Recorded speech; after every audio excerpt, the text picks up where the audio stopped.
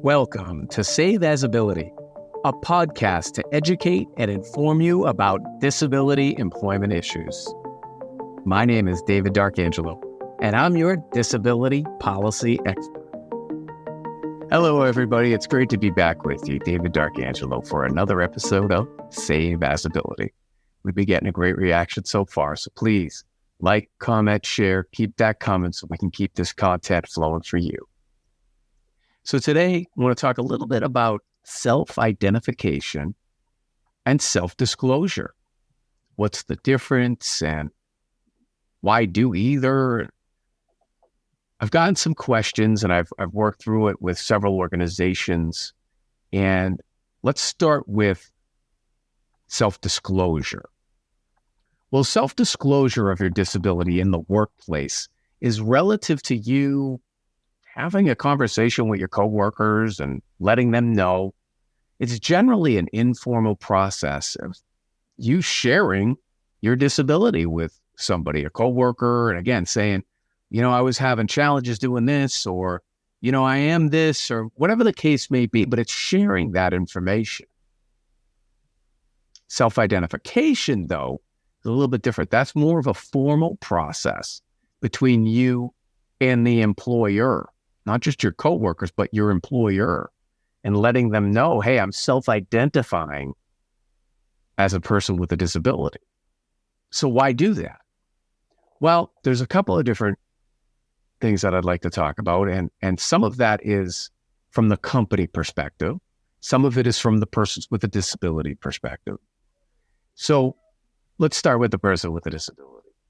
Really, so the self-ID process is a way to start the interactive process and the dialogue with your employer about any reasonable accommodations that you may or may not need to do the essential job duties within your job.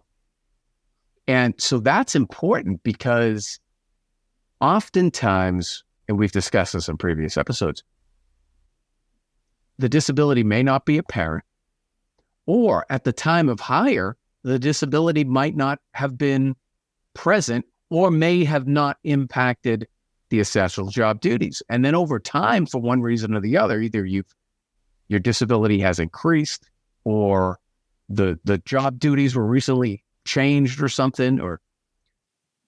So having that self-identification, self-ID, it's often called, on file with your employer is really going to be important. It's going to be important for you as the person with the disability. It's also going to be important for the employer because you don't want to lose your job over an essential job duties that maybe you can't do as well because of something, or the employer doesn't want to lose you either. They have time invested in you and you've been a good employee with them. And, so it really suits both sides to be able to have that self-identification on file. And again, really to be able to work through the reasonable accommodation process. There's an interactive process that takes place there, and really that's what's going to help be able to provide the employee with what they need to be successful on the job and as productive as they can be. And then for the employer, because the employer obviously wants an employee that's productive and feels included. And that really kind of then goes back to the other piece, the self-disclosure piece, where you're telling your coworkers or, people more informally about your disability. Well, we all want to work in a place where we feel accepted and included. And so both of these are important to the overall inclusion at a company or at an organization, both for the employee and the employer. So there's elements to this too that we've talked about in previous podcasts that are relevant. Like, how do you then define disability? Are we using the ADA definition? Are we using a more specific program definition? I would say, by and large, and the obligations that employers have, is to use the Americans with Disabilities Act, the ADA definition of disability. And that's the three-pronged definition that we've gone over. substantially limited in one or more major life activities. So it's important to know, though, that this self-identification process is voluntary. And I really encourage it, though, because I think that is best for the employee, for the employer. And don't you want to be in an environment where you can be yourself? This is called self-identify for a reason, because it goes to your identity. Now, for me, personally speaking, my disability doesn't define me, but it is part of the overall definition, right? There's components of that. I wouldn't be who I am without having the disability. So it might not be the definer, but it's part of it, if that makes sense. So, but you don't have to do it. I do think it's in best interest of the employee and the employer, but that's going to be a case-by-case thing.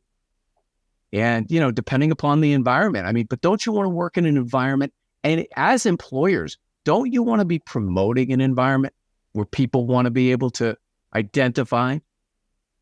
And so, again, we talked a little bit about what the difference is between self-disclosure, self-identification. Maybe it starts with a self-disclosure. Maybe it starts with you sharing it with your coworkers and talking it through. But really, that self-identification then is going to help when it comes time to have an interactive process, to have a reasonable accommodation. And those are good things. Because again, if I'm the employer, I want to be providing my team, my employees, with the tools to make them as productive as can. What do you need to be most successful? Most accommodations, most reasonable accommodations are less than $100 and can be had easily and can increase productivity. So that's what we really want to be doing, is promoting this interactive process that, again, I really believe starts with that self-identification, the self-disclosure. So then it becomes, well, are there forms for this? And how do I know this? I actually make recommendations that it not be a monolithic approach. What do I mean by that? When I say it, I mean the self-identification process. Traditionally, the way it's happened is like some formal form that everybody has to fill out. There's all kinds of personal information on it. I don't know if that's the best way to start. To me, the best way to start is to have a form that surveys everybody in the entire organization and is anonymized. In other words, doesn't have your name on it, doesn't have your employee number on it, anything like that. That way, you're promoting an environment where people can answer. Then have that be the first step in a process, where you can then message and train and let people know, hey, we actually do have a more formal process where you can work confidentially with your supervisor and manager on a confidential basis to talk about your disability and what the organization can do to accommodate your disability. Because in some instances, the accommodation might not even be anything. It might just be, look, I'm identifying as this, and at some point in the future, maybe I will need an accommodation. This is all part of the identity that goes with being a person with a disability. It's some people like me are, yes, that's part of me, and I'm very pleased to talk about it and to share all kinds of information about it, and others aren't, and that's their right. And we should respect that, because at the end of the day, there is privacy and everybody deserves that. So, but I do think it's about creating an environment, creating a culture of inclusion within your organization. Now, these processes, though, are part of it. And I would encourage both the employee and employer to explore this. There's plenty of resources out there from Ask Jan. We just went over it during National Disability Employment Awareness Month. If anybody needs access to those resources or information, anything I can share, it's all free. Please contact me, David at archangelcommunications.com, or message me. You can find out how to get in touch with me. But I wanted to go over some of that today. Again, we're trying our best here. to be as inclusive as we can for people with disabilities, provide access to opportunities. That's what I'm all about. I'm fired up. Let's go. It's David D'Arcangelo. We're talking about ability here. Save as ability. We'll see you next time. Hope you have a great day. For more information about disability employment issues, please visit our website, disabilityemploymentsolutions.com. The Save As Ability podcast is available on Apple Podcast, Spotify, our YouTube channel at Disability Policy Expert, or wherever you stream your podcasts. Subscribe, stream, rate, and review our shows. Your ratings and reviews help our show reach new audiences. Produced by Pod Pro Entertainment. Save As Ability lives within a network of podcasts located at podproentertainment.com. #TheNewRadio. Again, my name is David D'Arcangelo, and I'm your disability policy expert. Until next time, thank you. I hope you have a great day.